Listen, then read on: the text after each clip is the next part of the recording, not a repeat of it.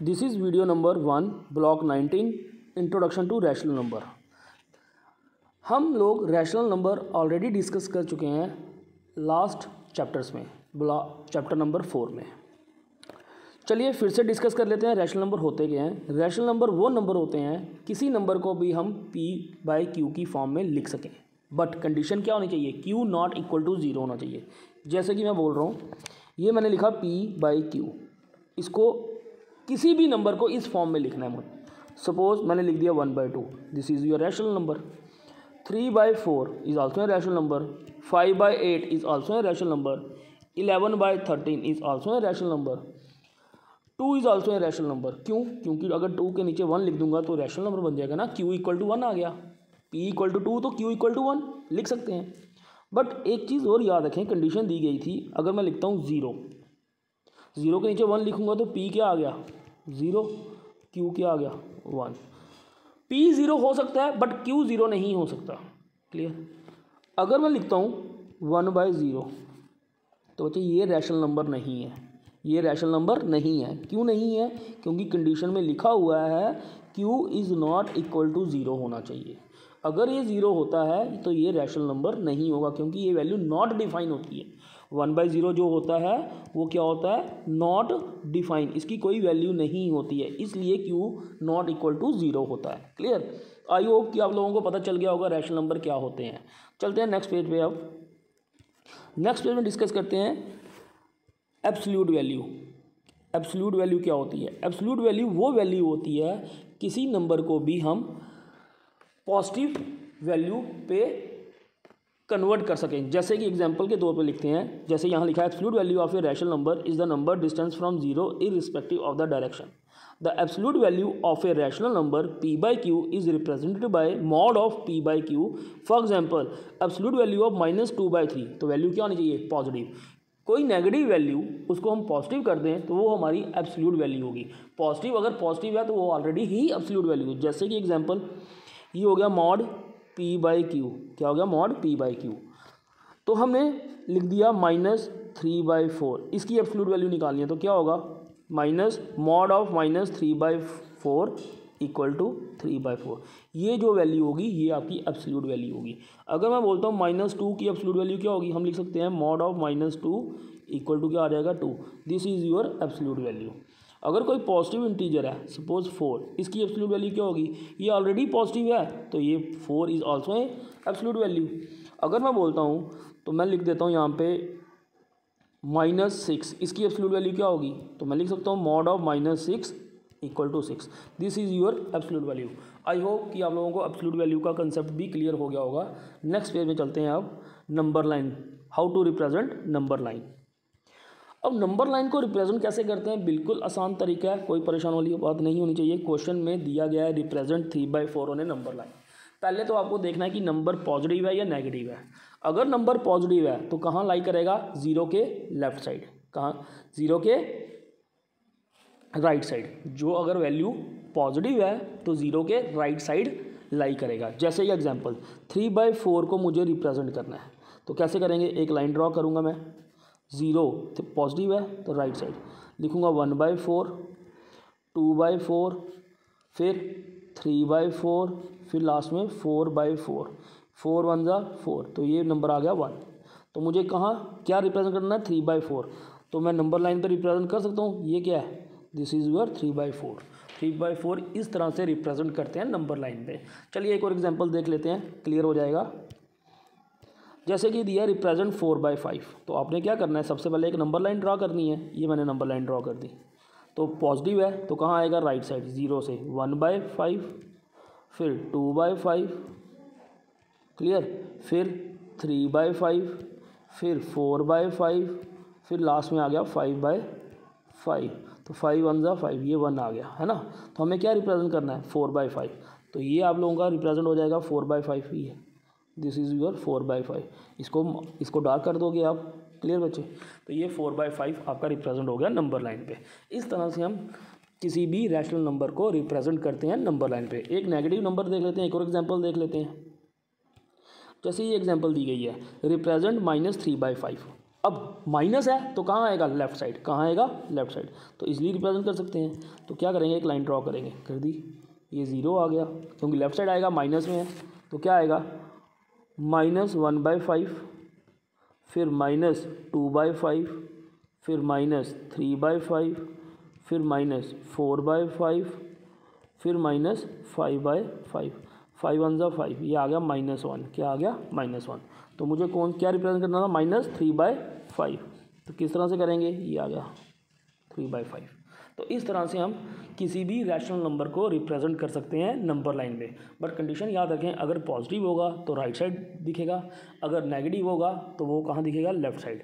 और ये हर एक नंबर के बीच में इक्वल डिस्टेंस चाहिए। जैसे मैंने लिखा है -1/5 और -2/5, उनके बीच में इक्वल डिस्टेंस होना चाहिए। क्लियर बच्चे, इस तरह से हम किसी भी रैशनल नंबर को रिप्रेजेंट कर सकते हैं नंबर लाइन पे।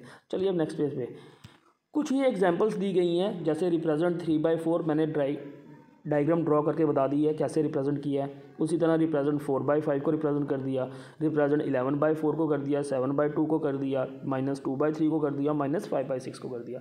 ये एग्जांपल्स आप लोगों को अंडरस्टैंडिंग करने में हेल्प करेंगी, तो प्रैक्टिस करें कॉपी पे तो ईजिली समझ आ जाएगा। चलिए अब नेक्स्ट पेज पे, नेक्स्ट पेज में बोल रहा है what is equivalent rational number. ये भी हम ऑलरेडी डिस्कस कर चुके हैं फ्रैक्शन वाले टॉपिक में। जैसे कि मैंने लिख दिया 2/6, इसका इक्विवेलेंट क्या है, 1/3, है ना। तब तक हमें डिवाइड करते जाना है जब तक हमारी लोवेस्ट फॉर्म नहीं आ जाती। 2 1 ज़ा 2 3 ज़ा, इसके आगे नहीं डिवाइड होगा, तो 1/3 आ गया। 2/6 इज ऑल्सो इक्विवेलेंट टू 1/3। अब 18/27 ये किसके इक्विवेलेंट होगा, 2/3 के इक्विवेलेंट होगा, है ना। किसके इक्विवेलेंट होगा, 2/3 के इक्विवेलेंट होगा। 2 9 ज़ा 9 2 ज़ा और 9 3 ज़ा आ गया ना। 18/27 इज ऑल्सो इक्विवेलेंट टू 2/3। तो ऑलरेडी हमने डिस्कस कर दिया होगा फ्रैक्शन के टॉपिक में। क्लियर, तो चलते हैं अब नेक्स्ट टॉपिक में। नेक्स्ट टॉपिक है फाइंडिंग रैशनल नंबर। ठीक है बच्चे, अब रैशनल नंबर को कैसे फाइंड किया जाता है, दो रैशनल नंबर के बीच में एक रैशनल नंबर या दो रैशनल नंबर को फाइंड करना है। कैसे करेंगे, सबसे पहले हमें to find rational number between any two rational number we need first check their denominator. जब भी हमें कोई रैशनल नंबर, दो रैशनल नंबर के बीच में एक रैशनल नंबर को फाइंड करना है तो हमें पहले डिनोमिनेटर को चेक करना है। अगर हमारे डिनोमिनेटर सेम नहीं है तो पहले उनको सेम करना है। क्लियर, फिर उसके बाद आप इजीली फाइंड कर पाएंगे रैशनल नंबर। जैसे कि मैं बात कर रहा हूँ, एक क्वेश्चन ले लेते हैं अभी। तो जैसे यहाँ पे ही क्वेश्चन ले लिया मैंने, क्वेश्चन ले लिया -2/8 एंड -2/8 -2/8 एंड -1/3। इन दोनों के बीच हमें रैशनल नंबर फाइंड करने हैं। क्लियर, कैसे फाइंड करेंगे, देखिए अब डिनोमिनेटर सेम नहीं है, कैसे डिनोमिनेटर सेम करेंगे, बताया हुआ है एलसीएम की हेल्प से। 2/8 का पहले डिनोमिनेटर सेम करें, ये 3 है, ये क्या है 8, तो -2/8 × 3/3 तो क्या आ जाएगा -6/24। अब दूसरे को भी सेम करना है, 1/3 को मल्टीप्लाई करेंगे 8/8 के साथ। ऐसे ही करते आए ना फ्रैक्शंस, डिनोमिनेटर कैसे सेम करते थे, जो फ्रैक्शन के चैप्टर में पढ़ा वही चीज़ हम यहाँ पढ़ रहे हैं। तो क्या आएगा -8/24। अब देखो डिनोमिनेटर दोनों के सेम हो गए, ये भी और ये भी। अब आप इजीली फाइंड आउट कर पाएंगे इन दोनों के बीच। लिखोगे यहाँ पे -6/24 और -8/24 लिख दिया। इसके बीच में क्या आएगा, 6 के बाद क्या आता है -7/24। ये आपका रैशनल नंबर आ गया इन दोनों के बीच।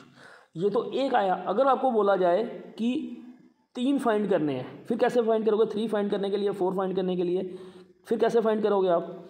उसके लिए क्या करना है आपको, जो 6/24 और 8/24 को एक कॉमन नंबर से मल्टीप्लाई कर दें। जैसे कि मैं 3 से मल्टीप्लाई कर रहा हूँ, किससे, या 2 से कर लें आप सिंपल।